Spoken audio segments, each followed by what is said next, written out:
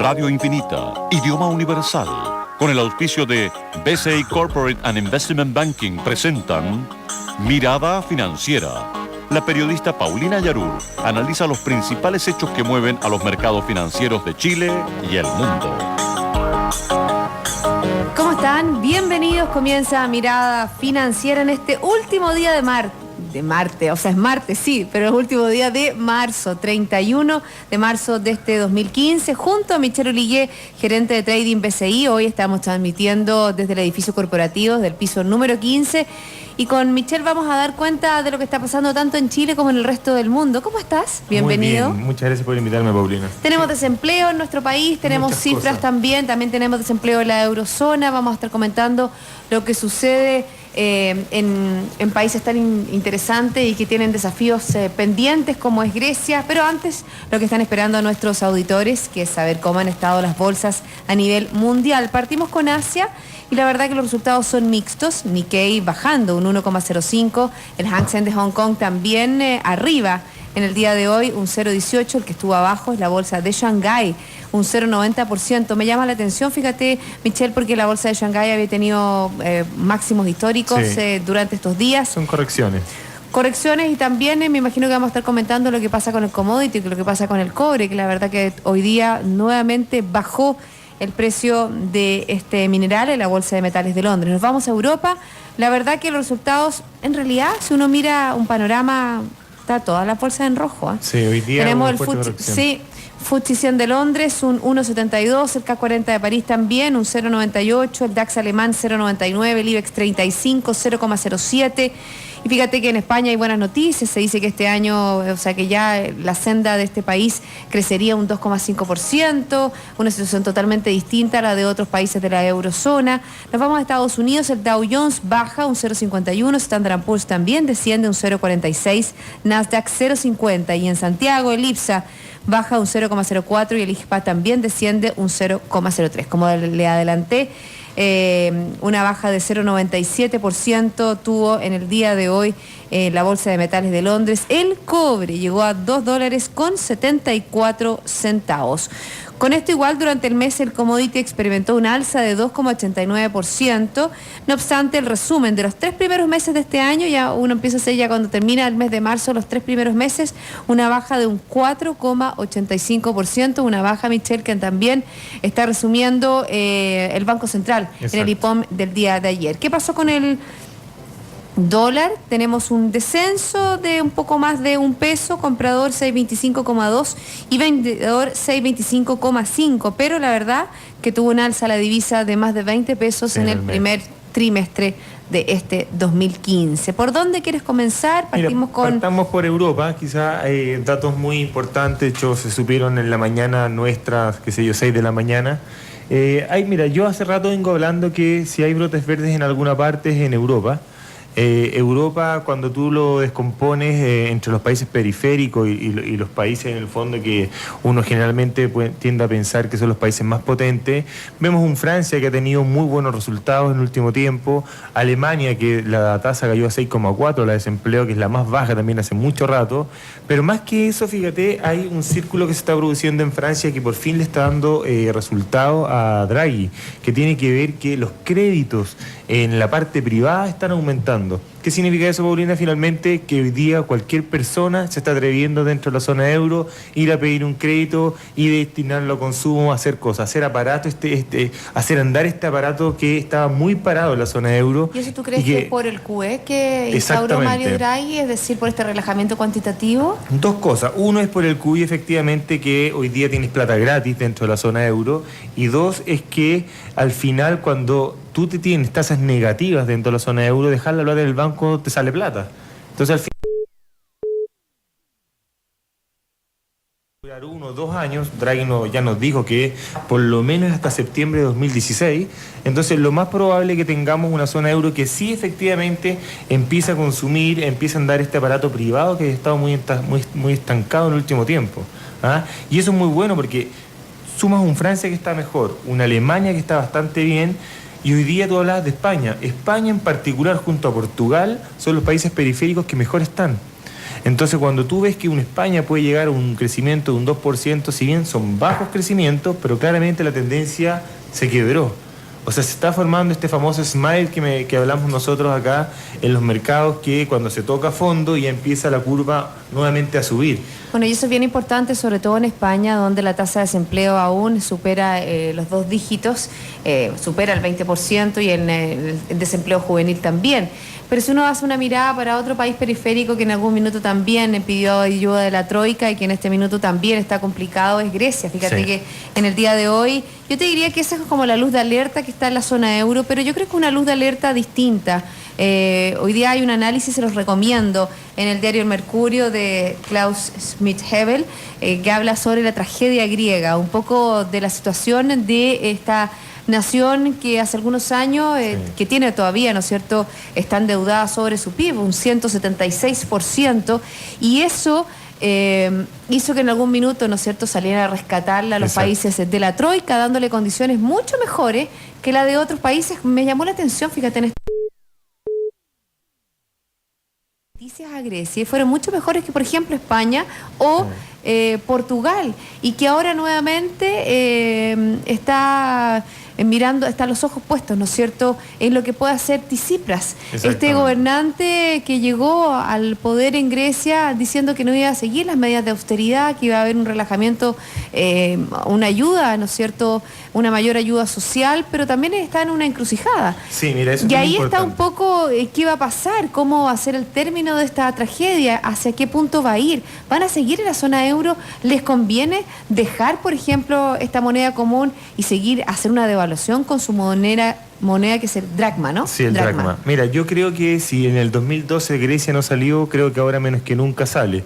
La verdad es que efectivamente siempre ha habido como una muy buena, o le han dado créditos bastante blandos a Grecia, y la verdad que hoy día hay un gallito muy, muy fuerte entre Syriza efectivamente y el Eurogroup. ¿Por qué? Porque Syriza dice, no quiero más austeridad, quiero gastar, no quiero rebajar salarios, sino que quiero mantenerlo. No nos olvidemos que el aparato estatal de Grecia es muy grande, entonces cuando esas cosas pasan, se afecta a más de la mitad de la población que trabaja. Exactamente, bueno, ahí también el análisis que hace Klaus Schmidt-Hebel tiene que ver con el tema de la corrupción. O sea, también estamos hablando de un aparataje muy grande y un aparataje donde hay mucha corrupción. Sí, mira, es tan así que tú, por ejemplo, estás dentro del Parlamento griego y tienes alguna sospecha de corrupción o algo, no te pueden investigar. Y una vez que tú sales del Parlamento, sigues recibiendo esa misma dieta hasta el fin de tus días. Entonces, imagínate el gasto social que hay ahí. Entonces, hoy día es un talón de Aquiles dentro de la zona euro. Sí, efectivamente es un talón de Aquiles, pero yo creo que Grecia, dentro de todo, va a terminar, le van a terminar pasando la plata. De hecho, el Banco Central de Europa ya le ha dado más de 500.000 millones a los bancos griegos para que no tenga la corrida de depósitos. Entonces, yo creo que la zona euro ya no le abrió la puerta ni a Grecia ni a Chipre. Lo que sí yo creo que hay que mirar con bastante atención, que tiene que ver con lo primero que decías tú, Paulina, con la tasa de desempleo de toda la zona euro, que subió de 11,2 a 11,3. Porque yo me refería, está mejor Portugal, está mejor España, está mejor Alemania, mejor está Francia, pero el que no está muy bien y nada de bien es Italia. Italia, fíjate que aumentó su tasa de desempleo muy fuerte, que es el gran incidente o el gran país que influyó en esta tasa. Y si tú miras las cuentas dentro de Italia, están bastante desordenadas. Entonces, ¿tendrá que ver eso también con la estructura que tiene Italia? Sabemos que una de las naciones su estructura productiva está basada solamente en pequeñas y medianas empresas. Es un poco la cultura italiana, de tener pequeñas empresas, y obviamente que a lo mejor no tiene las espaldas suficientes como para poder sortear lo que ha sido esta crisis financiera. Yo me imagino que por ahí puede ir la cosa, ¿o no? Sí, fíjate que además Italia tiene mucho de latino, todo eso el mundo lo sabe, y fíjate que cuando tú ves las cuentas italianas son más desordenadas, y cuando tú ves una cuenta de un país como Francia, de Holanda, Bélgica, Alemania, son cuentas ordenadas, de austeridad. Aquí los presupuestos son pero no son, sí pero no, mucho limoncello, pero cuando hay que ponerse las pilas en el sentido de austeridad, Italia no lo ha hecho bien. Y justamente Italia, junto a Grecia, que hay una gran diferencia. Italia es un país rico, tiene la parte norte italiana. Creo, es si muy no me productiva. equivoco, la sexta economía de la zona Exactamente. del mundo, ¿no? No, sí puede ser del mundo, pero es una de las grandes que tenemos dentro de toda la urbe. Pero también, por otro lado, tú dices, bueno, la parte norte de Italia es muy, muy potente. O sea, es más alemana. Claro, hay diferencia entre la parte norte de Italia y la parte sur de Italia. Exactamente. Siempre se habla que los del norte trabajan mucho más que los del sur. Lo mismo que sucede también en España, ¿no es cierto? Todo lo que es el País Vasco, hablan de un trabajo mucho más fuerte de lo que es la zona sur de ese país. Exactamente. Entonces, cuando tú ves eso, la zona euro, efectivamente, yo sí veo brotes verdes ahí, pero hay que tener dos alertas. Este tema de Grecia, cómo se termina de solucionar, y una Italia que todavía no levanta cabeza en comparación como ya lo ha hecho los demás. O sea, Rajoy en su minuto cuando hizo el ajuste, tú lo estás viendo hoy día, tú mismo lo mencionabas, las cifras españolas vienen saliendo bien, tiene una banca muy potente. Portugal lo mismo, aparte del Banco Espíritu Santo, que en un momento tuvo bastante ruido, hoy día está mucho mejor. Entonces, cuando tú ves dos alertas, Grecia y Italia a mirar de cerca, porque efectivamente podían traerle ruido a Merkel y a todos sus socios dentro del Eurogroup, pero claramente la devaluación que ha tenido el euro hoy día, que hoy día está cercano a 1,07, de 1,40 cuando hablábamos meses atrás, ¿te acuerdas? Sí. Efectivamente le ha traído un alivio bastante bueno al sector exportador, en el fondo a que se empiece a mover la plata dentro de la misma zona, y así como en un minuto dijimos, bueno, Estados Unidos se benefició de este dólar débil entre el 2008 y el 2013, hoy día le toca a Estados Unidos tener un dólar mucho más fuerte, mucho más strong, comparado con una zona euro que tiene un euro más débil. Yo agregaría un tercer foco de preocupación, de que puede generar conflictos, si bien no es la zona euro, pero está íntimamente relacionada. Yo me imagino que ya sabe de quién estoy hablando de Rusia, que en este minuto está bastante callada, pero sabemos que las cosas no están bien, que hay sanciones económicas de parte de Europa a Rusia, y obviamente que estamos entrando en una etapa compleja en cuanto a lo que puede ser, porque Rusia no ha cedido en todo lo que le ha pedido Europa, los problemas siguen estando, ¿no es cierto?, en esta zona limítrofe, Ucrania está todavía, ¿no es cierto?, en el ojo del huracán. Entonces obviamente que eso es algo que no podemos dejar de mirar, porque en cualquier minuto veíamos como las bolsas reaccionaban en algún minuto, esta caída brusca que tuvo la bolsa rusa y también las bolsas de Europa, cuando el mismo rublo, de hecho, que se devaluó muy fuerte. El mismo rublo que se devaluó de una manera muy, muy importante, y eso es un foco, aparte que lo hemos dicho también en este programa, hay mucha interrelación entre la banca de toda esta zona y también la banca rusa. Bueno, eso es muy cierto. Las empresas, hay muchos capitales europeos en Rusia y viceversa. Exactamente, y eso es muy cierto, Paulina, porque efectivamente acuérdate que la zona euro le cortó el financiamiento de corto plazo a los bancos rusos, con el petróleo cayendo, Rusia también tiene menos ingresos, entonces claramente ese es un foco que sigue prendido y que no se ha podido apagar. O sea, hoy día quizás está más tranquilo, porque el mundo está más mirando hoy día, en el fondo, ¿qué mira todo el mundo? ¿Qué pasa con las negociaciones nucleares en Irán? Está más metido en ese tema, pero Rusia efectivamente es un tema que, si bien no está dentro cuando uno habla de la zona euro, pero efectivamente es el vecino más cercano que tiene y muy poderoso, por cierto. Exactamente, con alianzas muy estrechas cada vez más con China, y sabemos obviamente que está este gallito también entre China y Estados Unidos.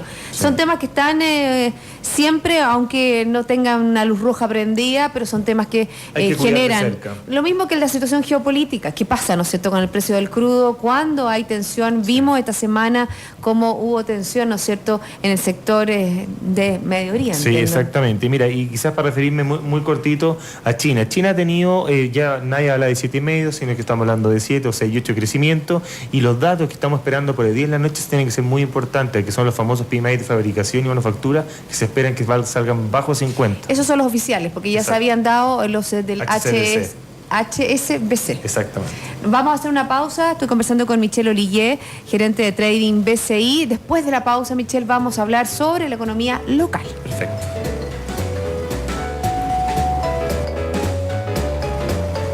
Y yo les quiero comentar que BCI Corporate and Investment Banking ofrece soluciones en corretaje de bolsa, Miami Branch, securitizadora, banca privada, sales and trading, finanzas corporativas y asset management a través de un solo ejecutivo de relación. Ya regresamos, hay más Mirada Financiera. BCI Corporate and Investment Banking, un socio estratégico con un modelo de atención integral único y un banquero de relación que le entregará las mejores soluciones ante desafíos complejos, avalado por un banco con más de 75 años de experiencia en el mercado. BCI Corporate and Investment Banking. Sentémonos a conversar.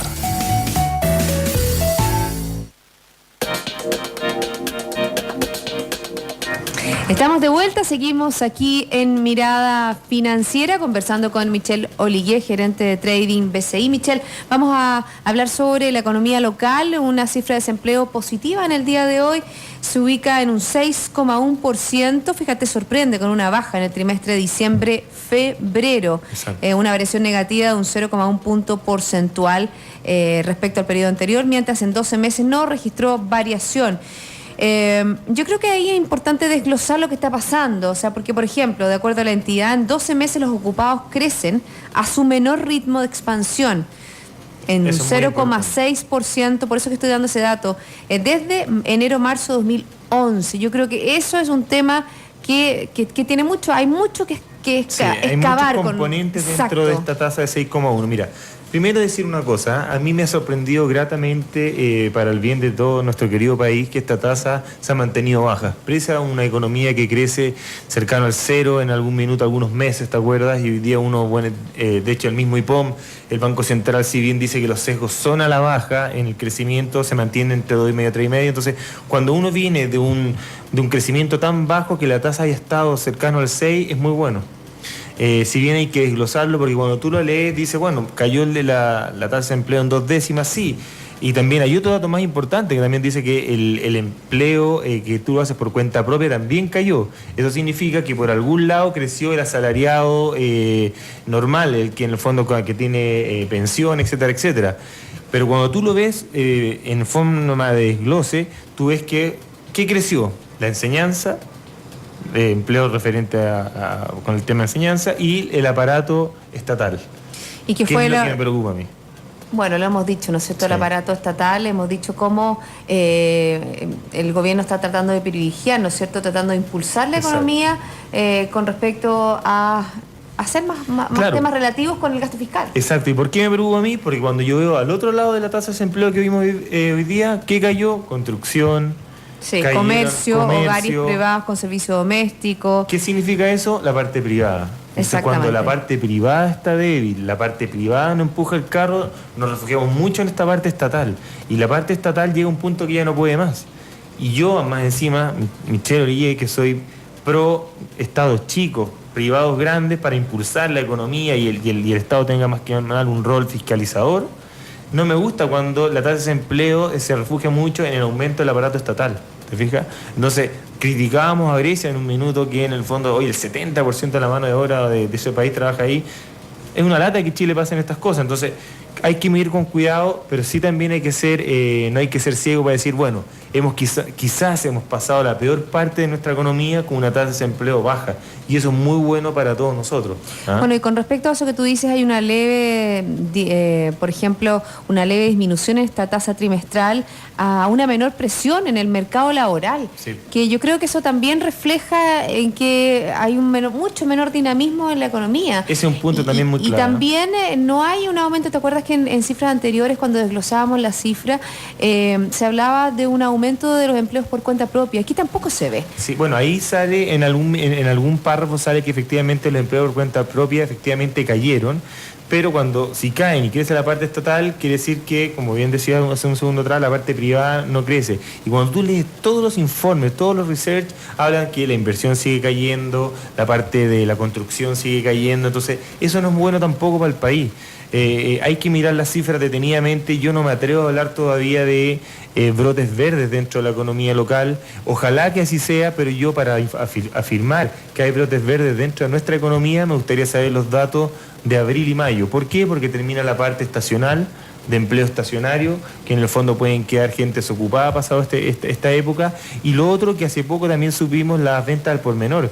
Y las ventas por menor, Paulina, salieron muy bajas. 1,9, 2,2, ¿te fijas? Sí, 2,2 en estos 2 meses. Exactamente, sí. Y 1,9 ha sido el anterior. Entonces, si bien claramente crecer a 2 dígitos, como en un momento tuvimos 14, 12, es irrisorio. Era insostenible. Pero 1,9, 2,2 también son bajas. Y cuando más encima el Banco Central te pone que el riesgo del crecimiento en Chile sigue siendo con un sesgo a la baja, hay que tener cuidado. Ojalá para todos nosotros que estemos frente a brotes verdes. Hoy día, por otro lado, el Banco Central ya no nos va a ayudar bajando la tasa. Ya lo dejó claro. Bien claro. Si el próximo aumento de tasas podría ser recién a fin de año o a principio del 2016. ¿Por qué? Por el tema de la inflación. Exactamente. Yo soy de la teoría de que durante el 2015 el Banco Central no va a tocar la tasa. No puede tocar la tasa. ¿Por qué te digo que no puede? La Fed no va a subir mucho la tasa porque es el mundo débil. De hecho, bajó su estimación para 2015 de 1,12 a 0,6. El Banco Central de Europa las tiene negativas, Suiza las tiene negativas. Todo el mundo baja y nosotros no vamos a ponernos a subir. Independiente que tengamos una inflación que también es central, la sube de 2,8 a 3,6. No nos olvidemos también que el Banco Central bajó la tasa de 5 a 3 cuando estábamos con inflación acumulada sobre el 5. Entonces, la inflación si bien es importante porque efectivamente yo ahí concuerdo con el Banco Central que tiene una presión alcista por tipo cambio que no va a ayudar para que bajen ni los automóviles ni mucho la benzina y tenemos una inflación subyacente muy alta todavía, que tampoco cae. Entonces, cuando tú tienes esos dos componentes, nos vamos a ir o vamos a converger al rango del 3%. Pero no va a ser rápido y ha sido mucho más lento y por eso es que el Banco Central te dice, mira, posibilidad de bajar tasa, 0. Sí, claro. Pero posibilidad de subir va a depender un poco de la parte externa e interna. Yo creo que efectivamente Chile está con un problema hoy día de inflación, el tema de la caducidad de los productos también ayudó a que saliera la inflación, el tema de la sequía que hubo, aunque suena raro decirlo con lo que pasó en el norte. Traspaso de tipo cambio. Traspaso de tipo cambio, entonces tenemos muchas cosas que nos están tirando la presión hacia el alza, de la inflación. Pero hay que tener cuidado porque ya empezar a hablar de subir tasas cuando el mundo está muy débil y nosotros estamos insertos dentro de un marco de países emergentes con mucha debilidad, como es un Brasil muy débil, Argentina que no existe en el mercado informal, Venezuela con problemas. Y Perú que estaba muy bien también está bajando su no está claro estimación hoy día, de producto para este año. No está claro hoy día que el Banco Central vaya a subir la tasa. Yo creo que se queda el 3 por un buen periodo de tiempo va a ser lo más razonable y creo que lo que finalmente terminará haciendo. Otro de los elementos de las cifras que vamos a estar comentando durante los próximos días y que ya se dieron bastantes luces, ¿no es cierto?, con la producción industrial que conocimos el viernes y también con la producción que entrega en el día de hoy la SOFOFA, porque hoy la Sociedad de Fomento Fabril dio a conocer la producción física industrial que notó un crecimiento de un 0,9% en febrero en relación al mismo mes del año pasado. ¿Y qué es lo que dijo? Por ejemplo, que el gremio dijo que las líneas industriales que abastecen al sector de la construcción siguen mostrando, como decías tú, lo veíamos en el empleo, importantes caídas interanuales, siendo obviamente contrarrestadas por las ramas productivas destinadas al mercado externo. La verdad que hemos visto ahí también, se conoció hoy día la balanza comercial y tenemos, ¿no es cierto?, un superávit de 2.655 millones de dólares en lo que va del año. Ahí también tenemos un diferencial importante con el tipo de cambio, pero ahí está. ¿Hacia dónde está mirando la economía en este minuto, que es las exportaciones? Sí, y además, Paulina, fíjate que también el Banco Central, a propósito de las exportaciones que dices tú, también nos dijo que efectivamente el tipo de cambio va a seguir teniendo presiones alcistas. ¿Por qué? Porque si Estados Unidos, aunque mueva marginalmente la tasa, significa un dólar depreciándose, un cobre que está en 2.74, uno dice, bueno, ya no estamos en 2,5, pero estamos en 2.74 también.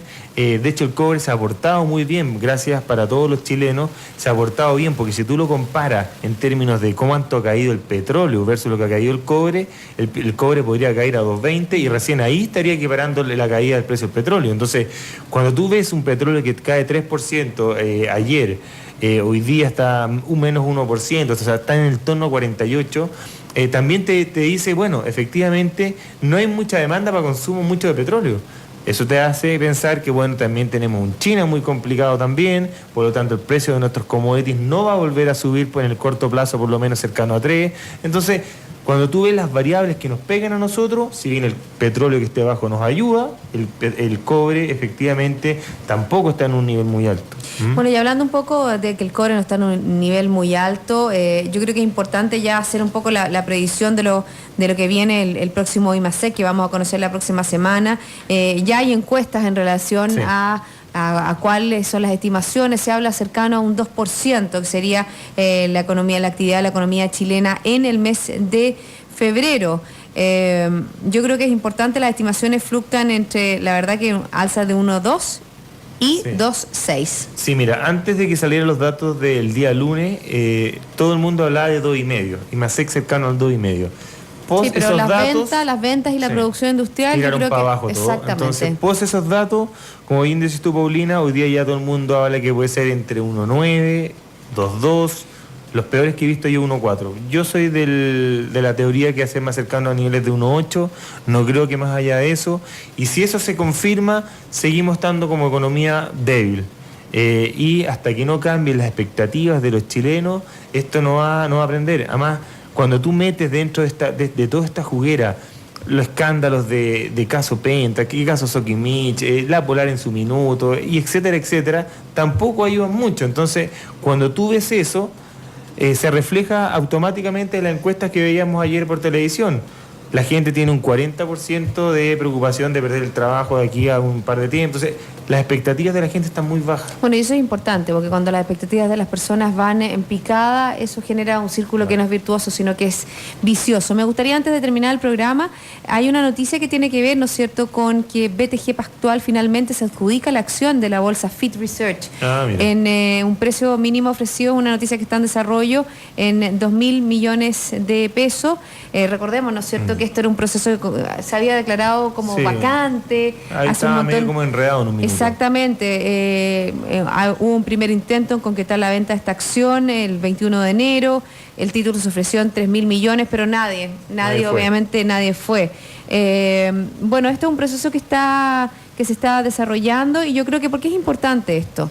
Mira, la verdad es que al final esto significa que hay confianza de bancos extranjeros, tanto en bolsas locales, y bueno, en particular ese banco que tú nombras ahí está entrando con mucha fuerza dentro del mercado chileno, lo cual también es súper bueno, es más competencia para los consumidores, y eso significa también confianza dentro de la economía local, lo cual es muy positivo, y esas son justamente las señales que nosotros hoy día necesitamos, que inversionistas extranjeros, así como hubieron casos de compras de empresas de afuera con empresas locales, vuelvan a invertir a Chile, vuelvan a poner su ojo sobre nuestro país, lo cual es muy positivo y mejora las expectativas de la gente, claramente. Bueno, y en ese tema de mejorar las expectativas de la gente y también hacer reformas que ayuden a la situación del país, hemos visto cómo durante estos días han sacado la voz los gremios industriales, los gremios empresariales con respecto a la reforma tributaria. Se juntan los pequeños empresarios con los grandes empresarios, y ahí nuevamente se está pidiendo más tiempo para hablar sobre una reforma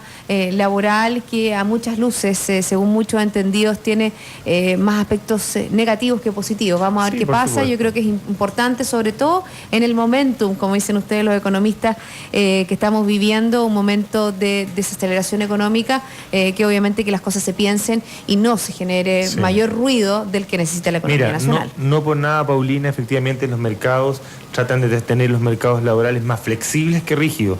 ¿Por qué? Porque la flexibilidad laboral te permite que tú puedas cambiar de un trabajo a otro sin muchos costos de traslado, de cambio, y eso hace que el mercado se ponga mucho más dinámico. Estados Unidos es uno de los mejores ejemplos de eso, Australia lo mismo. No así con esta reforma como la he visto yo, que es un poco más rígida. Bueno, vamos a estar atentos a eso. Michelle, 1.000.000 de gracias. Se nos pasó volando el programa por haberme acompañado en este último día de marzo. Gracias por la invitación, Paulina. Y a todos ustedes, la invitación es a seguir en compañía de Radio Infinita. Nos reencontramos mañana a las 2 para dar una nueva mirada financiera.